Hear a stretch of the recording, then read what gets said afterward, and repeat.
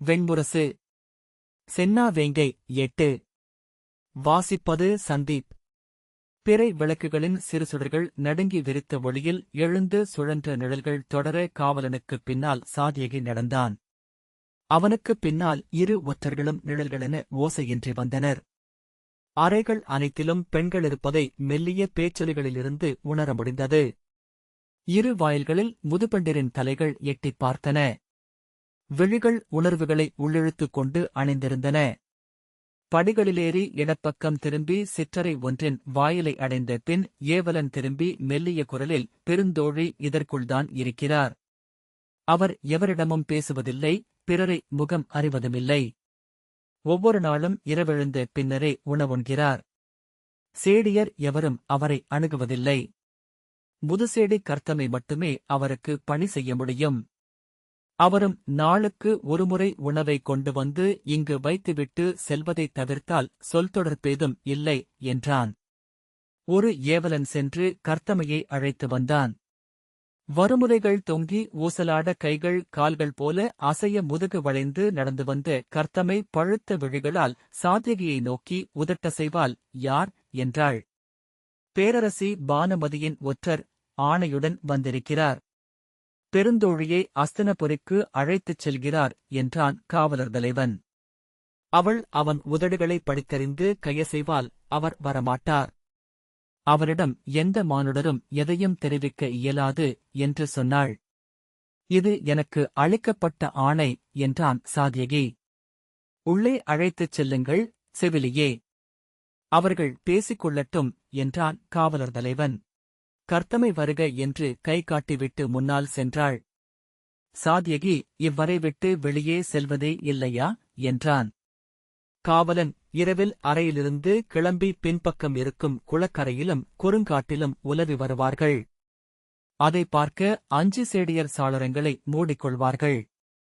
செவிலி மட்டும் மாளிகை முற்றத்திலேயே காத்து நின்றிருப்பதைக் கண்டிருக்கிறேன். பெருந்தோழி எவரையும் விழிநோக்குவதோ ஆளறிவதோ இல்லை என்றான். இரவில் விடியல் வரை உலவிக் கொண்டே இருப்பார்கள். பகலிலும் துயில்வதில்லை. சென்ற 15 ஆண்டுகளுக்கு மேலாக நான் அவர்களை ஒவ்வொரு நாளும் பார்த்து வருகிறேன். அவர் துயின்று கண்டதேயில்லை. சாத்யகி மெல்லிய பதற்றம் கொண்டான். தன்னை மாயை அடையாளம் கண்டுகொள்ளவில்லை என்றால் என்ன செய்வது? அவள் தன்னை அடையாளம் காணும் பொருட்டு அவன் எந்தப் பொருளையும் கொண்டு வந்திருக்கவில்லை. எந்த குழு குறிச்சொல்லையும் இளைய யாதவர் கூறி அனுப்பியிருக்கவுமில்லை. ஏதேனும் வழி ஒற்றர்களிடமிருக்கக்கூடும் என்று எண்ணி அவர்களை திரும்பிப் பார்த்தான். அவர்கள் நிழல்கள் போல சற்று அப்பால் நின்றுவிட்டிருந்தனர். அந்த முகங்களில் எந்த உணர்வும் தெரியவில்லை. கர்த்தமே கையசைவால் கதவை திறக்கலாமல்லவா என்றாள். சாத்யகி தலையசைத்தான். கர்த்தமை மெல்ல கதவைத் திறந்து உள்ளே சென்றாள். சாத்யகி ஒரு கணம் தயங்கிய பின் அறைக்குள் சென்றான். அது நீளமான பெரிய அறை. அதன் மறு எல்லையில் அமர்ந்திருந்த மாயையை அவன் சில கணங்கள் கழித்தே மானுட உரு என்று அடையாளம் கண்டான். 5 கரிய வேர்கள் என கூந்தல் சரிந்து அவள் அமர்ந்திருந்த பீடத்தில் விழுந்து பரவியிருந்தது. சடைத்தொகையின் பரப்பால் முகம் நிழலுக்கு அடியிலென மறைந்திருந்தது. செந்நிறப் பட்டாடை அணிந்த உடல் மெலிந்து குறுகி அந்த சடைத்தொகையின் எடையை தாங்க முடியாதது என மஞ்சத்தில் தொற்றியது போல் அமர்ந்திருந்தது. அவள் காற்றிலாடும் முட்புதர் போல மெல்ல அசைந்தபடி தாழ்ந்த குரலில் முட்களில் காற்று சீரும் ஒலியில் எதையோ சொல்லிக் கொண்டிருந்தாள். அவ்வசைவினாலேயே அவள் மனித உருவென விழிக்குக் காட்டினாள். சாத்யகி மூச்சை அமைத்துக் கொண்டு மேலும் ஓரடி முன்னெடுத்து வைத்தான். அசைவுகளை அவள் அறியவில்லை. அந்த அறையில் அவர்கள் இருப்பதையே அவள் அறியவில்லை என்று தோன்றியது. இரு கைகளையும் மஞ்சத்தில் ஊன்றியிருந்தாள். அவையும் கருகி மெலிந்து அந்தச் சடைக்கற்றைகள் போலவே வேர்களெனத் தெரிந்தன. அறைக்குள் சிறு பிறையிலிருந்த விளக்கின் ஒளியில் அவளுடைய நிழல் எழுந்து எதிர்சுவரில் பேரிரு கொண்டு மணங்கியிருந்தது. கர்த்தமை அருகணைந்து கைவீசி முனகலென ஒலி எழுப்பி உங்களைப் பார்க்க வந்துள்ளார் என்றாள். அவ்வசைவும் ஒலியும் இருளில் என அவளை உடல் கடந்து அப்பால் சென்றன.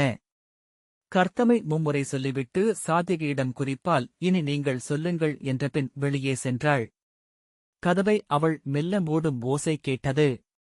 சாத்யகி மஞ்சத்தில் ஊன்றிய உள்ளங்கைகளை பார்த்தான். உகிர்கள் எழுந்து உள்நோக்கி வளைந்திருந்தன. தலை குனிந்திருந்தமையால் கண்களோ முகமோ தெரியவில்லை. மூச்சொலி போல அவள் கூறிக்கொண்டிருந்தது என்ன சொல்லென்று அவனால் அறிய முடியவில்லை. செவிகூர்ந்தபடி அறியாமல் மேலுமிரு எட்டுகள் முன்னடர்ந்தான். சீரான அசைவுடன் அவள் ஊழ்கத்திலென இருந்தாள். ஒரு சொல் உள்ளத்தை நெடுந்தொலைவுக்கு எடுத்துச் சென்றுவிட முடியும் என்று சாத்யகிக்கு வில் கற்பித்தபோது அர்ஜுனன் சொன்னான். மீள மீள சொல்லப்படுகையில் சொல் பொருளிழக்கிறது. முடிவிலாது சொல்லப்படுகையில் அதுவே ஒரு மொழி என மாறுகிறது.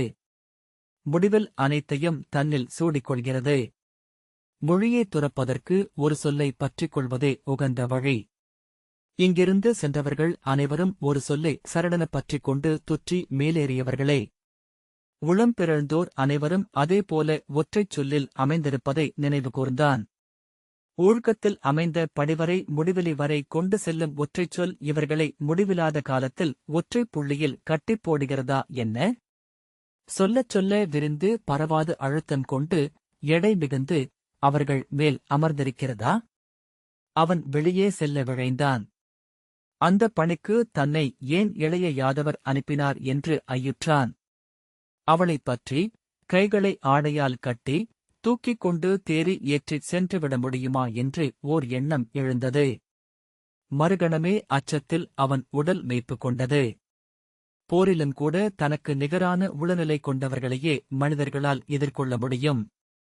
படைக்கலம் ஏந்தி எதிர் நிற்கும் உடலுக்குள் உறையும் உள்ளமென்ன என்பதை உணர்ந்தாலொழிய போரிட இயலாது.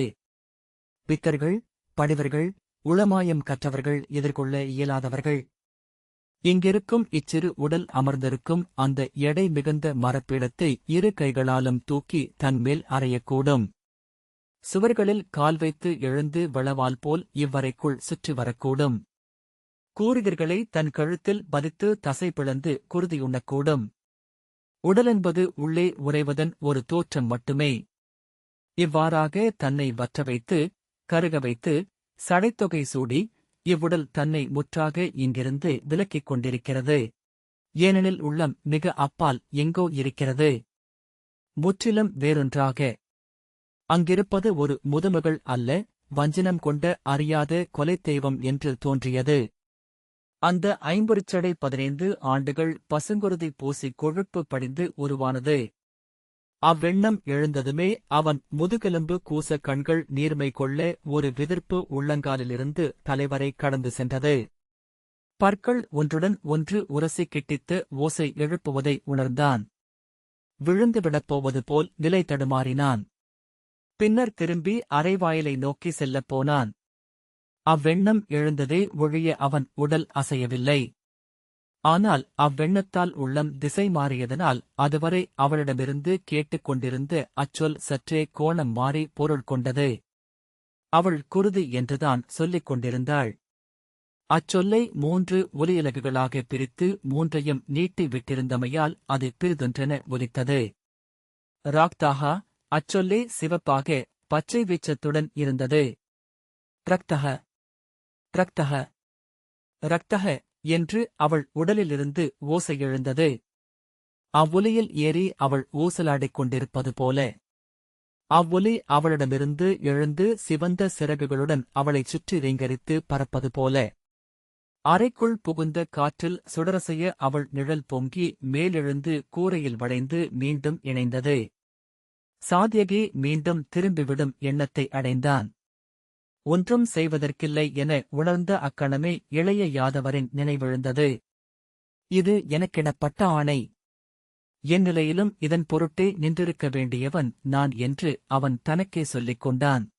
எப்போதும் அவனுள் உறைந்த எண்ணமாயினும் அதை சொற்களென உள்ளத்தில் தொகுத்துக் கொண்டபோது அவனுக்கு உறுதியையும் தெளிவையும் அளித்தது.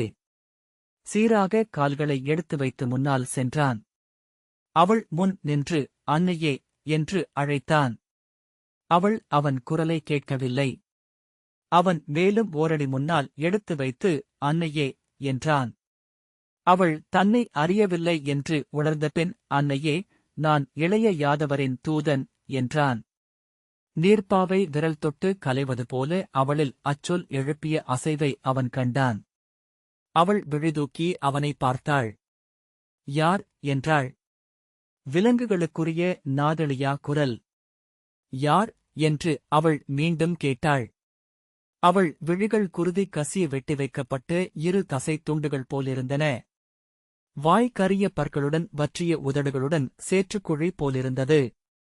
வளைக்கப்பட்ட காதுகள் தசைவளையங்கள் வற்றி தோல் வார்களென அவள் தோளில் கிடந்தன. யார் என்று அவள் கேட்டாள். மேலும் உரக்க யார் என்றாள். இரு கைகளையும் மஞ்சத்தில் ஓங்கி அரைந்து முழங்காலை ஊன்றி எழுந்து அவ்வரையை நிரப்பிய பெருங்குரலில் யார் என்றாள்.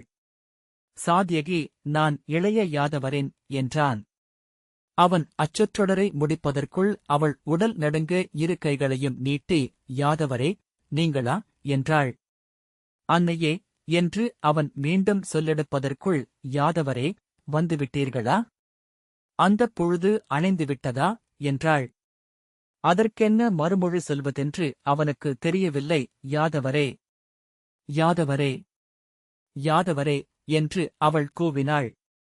தன் நெஞ்சில் வலக்கையால் ஓங்கி அறைந்து, இத்தருணத்திற்காக காத்திருந்தேன். இதற்காகத்தான். என் கடன் முடிந்தது. யாதவரே, என் கடன் முடிந்தது. இதோ என் கடன் முடிந்தது என்று வீறிட்டாள்.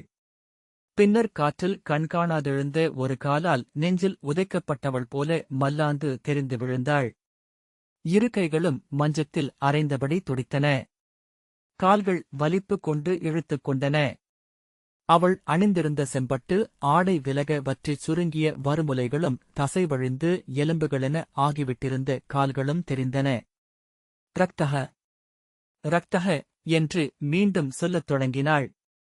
தலையை இருபுறமும் அசைத்தபடி கடும்பலியில் துடிப்பவள் போல அச்சொல்லை கூறிக்கொண்டிருந்தாள். சாத்யகி மேலும் முன்னகர்ந்து பீடத்தில் கையூன்றி அவள் மேல் குனிந்து, அன்னையே, தாங்கள் என்னுடன் வரவேண்டும். இப்போதே கிளம்ப வேண்டும் என்றான். ஆம், குருதியின் தருணம். யாதவரே, நீர் வேள்வி நிலையில் எரிக்கூட்டி விட்டீர் என்று மாயை சொன்னாள். எழுந்து சேக்கியே கைகளால் அரைந்தபடி ஆ என வீறிட்டாள். அலையலையாக அவளுக்குள் இருந்து அந்த ஓலம் எழுவதைக் கண்களால் காண முடிந்தது. சாத்யகி மாயையுடன் உபப்பிலாவியத்திற்கு திரும்பி வந்தபோது அவனை கோட்டைக்கு வெளியிலேயே சுரேசர் படைத்தலைவர் சிம்மபக்தருடன் எதிர்கொண்டார். அவன் புறவியிலிருந்து இறங்கி சுரேசரை வணங்கி, அமைச்சருக்கு வணக்கம். அழைத்து வந்துள்ளேன் என்றான். வழியில் இடர் ஏதுமில்லையே என்று அவர் கேட்டார். இல்லை, முழு பொழுதும் துயிலென இருந்தார். ஆனால் அவர் துயில் கொள்வதில்லை. உடலில் அசைவு ஓய்வதோ உதடுகளில் ஊழ்கச்சொல் அமைவதோ இல்லை என்றான் சாத்யகி. சுரேசர் உடன் எவர் இருக்கிறார்கள் என்று பின்னால் வந்து கொண்டிருந்த மூடுதேரை பார்த்தபடி கேட்டார். கர்த்தமை என்ற அவருடைய சேடி மட்டும்தான். ஆனால் அதற்கும் தேவையில்லை என்றார்கள். நான் அழைத்தபோது அவரே என்னுடன் வந்து மூடுதேரில் ஏறிக்கொண்டார். அங்குள்ள ஒற்றர்கள் அனைத்தையும் ஒருக்கியிருந்தமையால் இந்திரபிரஸ்தத்தின் பின்வாயிலினூடாக காட்டிற்குள் எளிதில் புகுந்தோம் என்று சாத்யகி சொன்னான். சுரேசர், ஆம், அவர்கள் அனைவரும் ஏற்கும் கணையாழி அது. அதற்குமேல் அஸ்தனபுரியில் ஆணை கொண்ட கணையாழி ஒன்றே என்றார். சாத்யகி புருவங்கள் சுருங்க, அது எந்த கணையாழி என்று நான் பார்க்கவில்லை. பேரரசி பானுமதியின் ஆணை என்றனர் என்றான். ஆம், அவருடையதே என்றார் சுரேசர். ஒற்றர்களிடம் அது எவ்வாறு வந்தது? பொய்யாக செய்தார்களா என்றான் சாத்யகி. இல்லை, அதிலிருக்கும் அந்த அருமணி பிரித்தொன்றில்லாதது. அரசியே இளைய யாதவரின் ஒற்றரிடம் அளித்தார். இன்று மாலை அதை திரும்ப கொண்டு சென்று அளித்து விடுவார்கள். இப்பணியின் பொருட்டே அது அளிக்கப்பட்டது என்று சுரேசர் சொன்னார். சாத்யகி மூடுதேர் வந்து திரும்பி விரைவழிந்து நிற்பதை பார்த்தபின், அதை ஏன் அஸ்தனபுரியின் அரசு செய்ய வேண்டும் என்றான். பெருந்தோழி இந்திரபிரஸ்தத்தில் இருப்பது ஒரு அழியா பழிச்சொல் உடல் கொண்டு உடனிருப்பது போல. அதை எவ்வகையிலேனும் விழிமுன் இருந்து விலக்க முயல்வது குலமகள்களின் இயல்புதானே என்றார் சுரேசர். சாத்யகி தலையசைத்தான். நீங்களே பார்க்கலாம், மானுட உரு கொண்ட ஒரு பழிச்சொல் போலத்தான் அவர் தோற்றமளிக்கிறார் என்றார் சுரேசர். சாத்யகி, ஆம், அவரை விழிநிலைக்க நோக்க முடியாது நம்மால் என்றான். சிம்மவக்ரர் 5 ஆண்டுகளுக்கு முன் நான் ஒரு முறை பார்த்திருக்கிறேன். அன்று அவரின் விழிகளை நோக்கிய முதல் கணமே திகைத்து கால் நடுங்கி அருகிருந்த சுவரை பற்றிக் கொண்டேன். சென்ற சில மாதங்களில் மேலும் மேலும் வற்றி உருவழுந்து கொண்டிருக்கிறார் என்று சொன்னார்கள் என்றார். தேர் நின்று அதன் காவலன் வந்து அருகே நின்றான். சிம்மவக்ரர் மூடுதேரை திறக்க வேண்டியதில்லை. இங்கிருந்தே அவர்களுக்கு ஒதுக்கப்பட்ட மாளிகைக்கு கொண்டு செல்வோம் என்றார். சுரேசர் கையசைத்து அவருக்கு ஆணை கொடுக்க சிம்மபக்தர் தேரை அணுகி அதன் பாகனிடம் ஓரிரு சொற்கள் பேசிவிட்டு முன்னால் செல்ல தேர் அவருக்குப் பின்னால் சென்றது. சுரேசர் வருக என்று சாத்யகியின் தோளை தட்டியபடி தன் புரவியில் ஏறிக்கொண்டார். இருவரும் மென்னடையில் நகருக்குள் நுழைந்தார்கள். சாத்யகி, இந்திரபிரஸ்தம் அஸ்தனபுரியின் படைகளால் நிறைக்கப்பட்டுள்ளது அமைச்சரே. இறந்த விலங்கின் உடலில் ஈக்கள் மொய்ப்பது போல என்று எனக்கு அங்கிருக்கும்போது தோன்றியது. அனைத்து தெருக்களும் படைவீரர்களால் நிறைந்துள்ளன. அனைத்து இல்லங்களும் பாடி வீடுகளாக மாறியுள்ளன. மக்கள் அங்கிருப்பதாகவே தெரியவில்லை என்றான். சுரேசர், மக்களில் பெரும்பகுதியினர் இங்கு வந்துவிட்டனர். அங்கிருப்பவர்கள் எளிய குடியினர் மட்டுமே.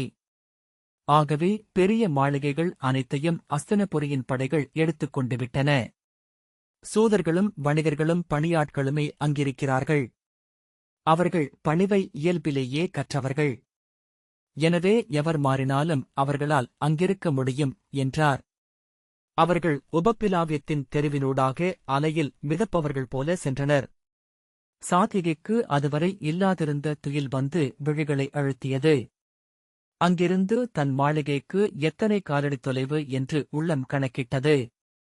நேற்று மாலை உங்கள் மைந்தர்களை பேரரசி திருப்பதி தன் அரண்மனைக்கு அழைத்திருந்தார். திருஷ்டத்யும்னன் தன் அரசியருடனும் மகளுடனும் மைந்தர்களுடனும் வந்திருந்தார். அவர்கள் இரவு நெடுநேரம் வரை விருந்து கொண்டாடினர். நான் உடன் இருந்தேன் என்றார் சுரேசர். திருஷ்டத்யும்னன் உங்கள் முதல் மைந்தரால் உளநிறைவடைந்திருப்பதாக எனக்குத் தோன்றியது. இளவரசிக்கும் அவரை விரும்ப இயன்றதென்று அவர்களின் முகம் காட்டியது. சாத்யகி துயிலில் ஆழ்ந்து கொண்டிருந்தான். சுரேசர் அதை உணரவில்லை. அரசகுடிகள் தங்கள் உணர்வுகளை வெளிக்காட்டுவதில்லை என்றாலும் என்னைப் போன்ற அணுக்கர்களால் சிறு செயல்கள் வழியாக அதை உணர முடியும்.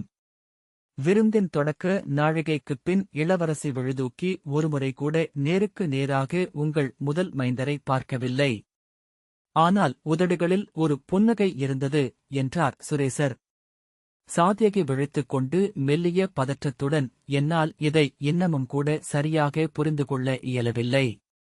துருபதர் இதற்கு முழுதுளத்துடன் ஒப்புவாரா? பின்னர் பேச்சு எழக்கூடுமா என்றான். இன்று காலை திருஷ்டத்யும்னன் துருபதரை சென்று பார்த்து 2 நாழிகை பொழுது உரையாடியிருக்கிறார் என்றார் சுரேசர். அவர் என்ன சொன்னார் என்றான் சாத்யகி.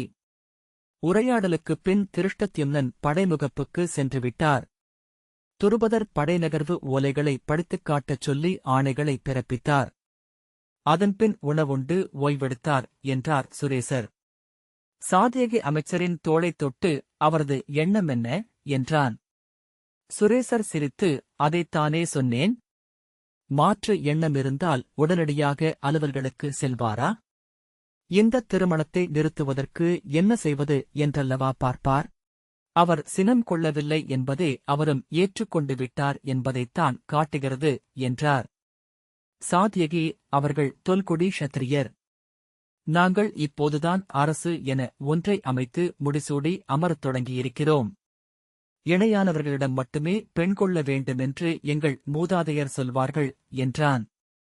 சுரேசர், அது யாதவ குடியினருக்குரிய சிறுநெறி, அரசர்களுக்குரியதல்ல. அரசர்களின் திருமணம் என்பது ஒவ்வொரு முறையும் அவர்களை விட மேலானவர்களிடமே அமைய வேண்டும். எவ்வளவு மேலானவர்களுடன் அமைகிறதோ அந்த அளவுக்கு நல்லது. யாதவரே, குருதியால் இணைவது போல அரசுகளும் படைகளும் வேறு எதனாலும் பிணைத்துக் கட்டப்படுவதில்லை. ஒன்று சூழ்ந்து நோக்குக. பாரத வருஷத்தின் மிகத் தொன்மையான குடிகளில் ஒன்று பாஞ்சாலம்.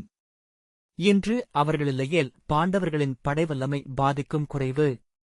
அசுரரும் அரக்கரும் நிஷாதரும் கிராதரும் நிறைந்த இப்படைகளுக்கு நடுவே பாஞ்சாலத்தின் 10,000 க்ஷத்திரியர்கள் தங்கள் பெருமிதத்தையும் ஆணவத்தையும் அகற்றி படை கொண்டு நிற்கிறார்கள் என்றால் அது ஏன்?